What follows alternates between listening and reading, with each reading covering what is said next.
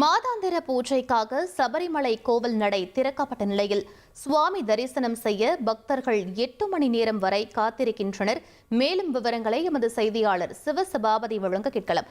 சிவசபாபதி, தற்போது அப்பகுதியில் நிலவக்கூடிய சூழல் என்னவாக இருக்கிறது? பக்தர்கள் என்ன சொல்றாங்க?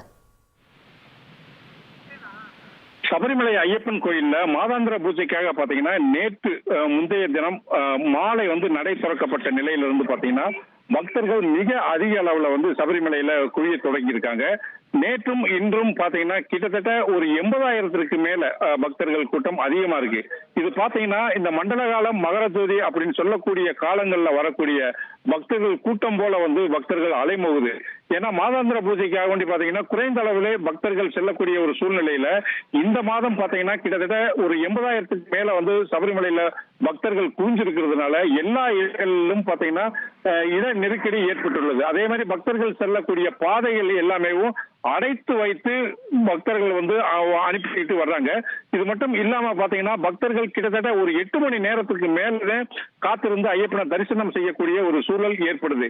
இது போல காத்திருக்கும் போது பெரியவர்கள், குழந்தைகள் போன்றவர்கள் எல்லாம் பல இன்னல்களுக்கு ஆளாகிறாங்க அப்படின்னு சொல்லலாம். இதெல்லாம் சரி செய்து ஐயப்பனை காண்றதுக்கு உண்டான ஒரு நேரங்காலத்தை விரைவுபடுத்தணும் அப்படிங்கிறது பக்தர்களுடைய கோரிக்கையாவே இருக்கு.